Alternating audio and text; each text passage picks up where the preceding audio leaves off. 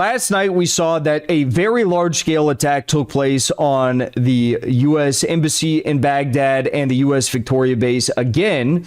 In fact, there were 5 107mm Katyusha rockets launched at about 7 p.m. Iraq time that made direct impact on a restaurant and a supermarket inside of the U.S. Victoria base outside the Baghdad airport. Over the past 24 hours, pro-Iran Iraqi resistance carried out 24 operations against enemy bases in Iraq and the region.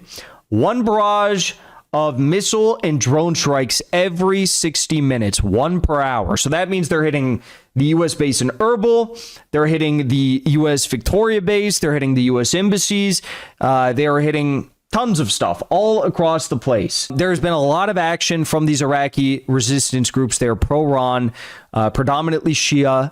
And for the most part, at the start of the conflict, we saw that they were targeting these Kurdish separatist groups in the north of Iraq.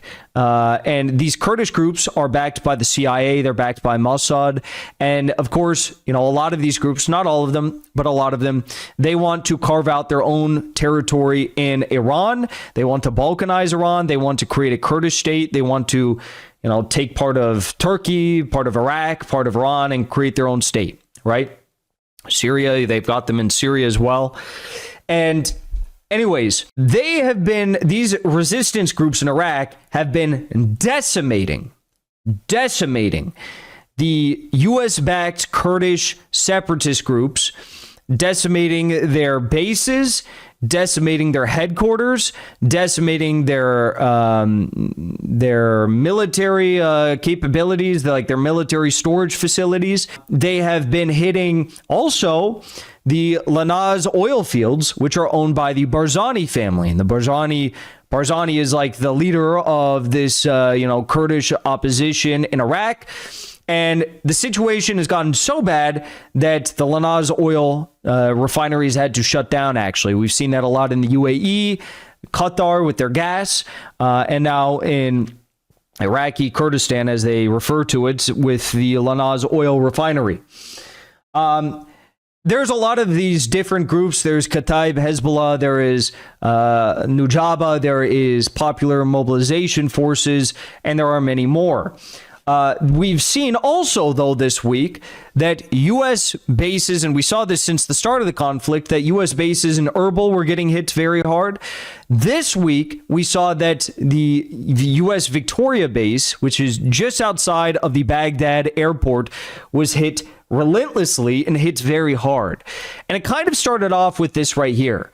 A lightweight multi-mission Saab Giraffe 1X 3D surveillance radar located inside a radar dome at the U.S. Embassy in Iraq was destroyed in a drone strike. So this very, very complex radar system was hit. There was also an Israeli radar system that was hit at the U.S. Embassy.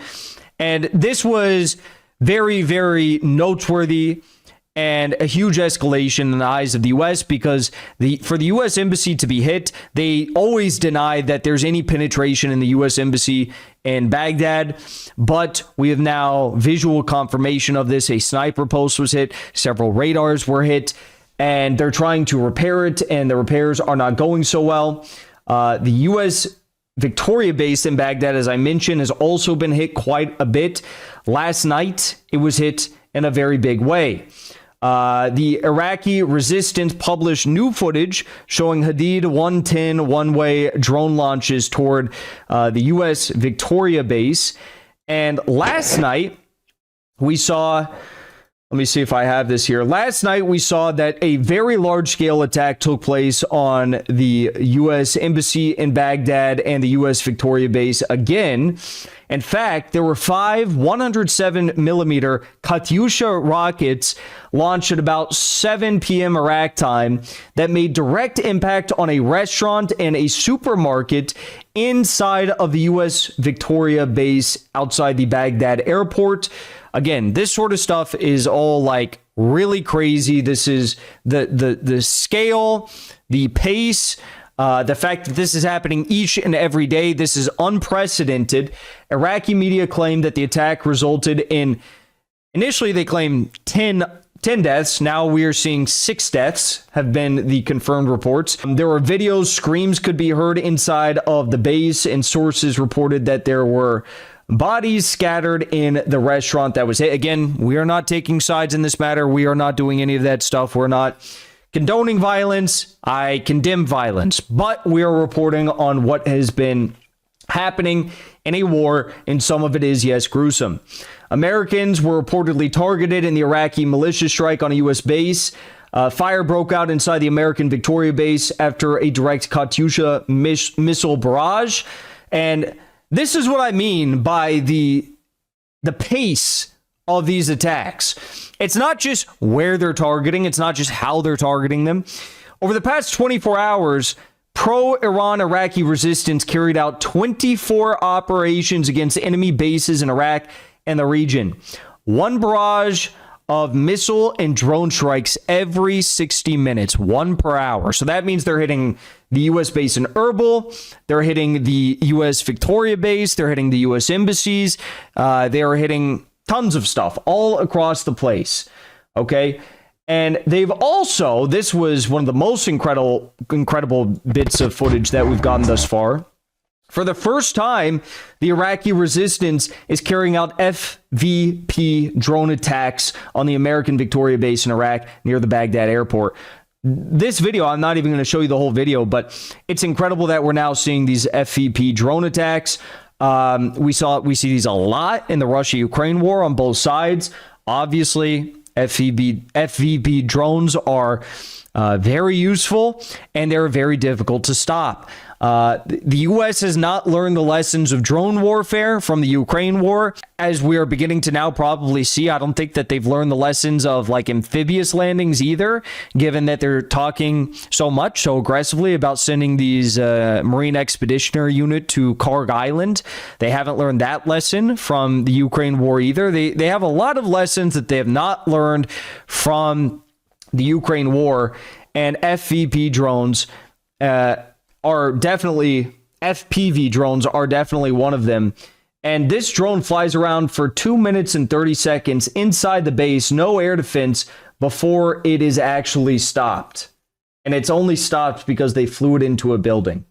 Now, if you're wondering why we're seeing such an increase in the Iraqi resistance attacks against U.S. assets and U.S.-backed entities, it is likely because of this right here. Iraq's Kataib Hezbollah Abu Ali al-Askari was martyred in an American airstrike. Now, this was announced several hours before we started our live stream, but I would imagine that this was known to the resistance for maybe a couple days. Al-Askari was the security chief, spokesman, and a Shura Council member of Kataib Hezbollah in Iraq, and Iraqi media tied to the resistance claims that this is why we've seen a drastic increase in Iraqi militia attacks on U.S. bases and embassies. And they say that this will also, now that it's publicly been reported, only result in the escalation of these attacks on U.S. targets in the region by the Iraqi resistance. So a lot's going on. There's so much going on that no one is even talking about this factor in it all. But make no mistake about it, this is a very, very big factor that should get attention. But I think will probably only get attention before it is far too late. Before you leave, I want to say thank you for the support, because after 2 years of being banned, we are finally back home on YouTube. So be sure to subscribe to our channel and also join as a member on our channel using the link at the top of the description. I rely on the generous support of viewers like yourself to get the truth out to as many people as possible. You can also support the show on Locals or Give Sin Go. The mainstream media and the powers that be are never going to stop attacking us for bringing the truth to as many people as we do. Thank you so much for your support.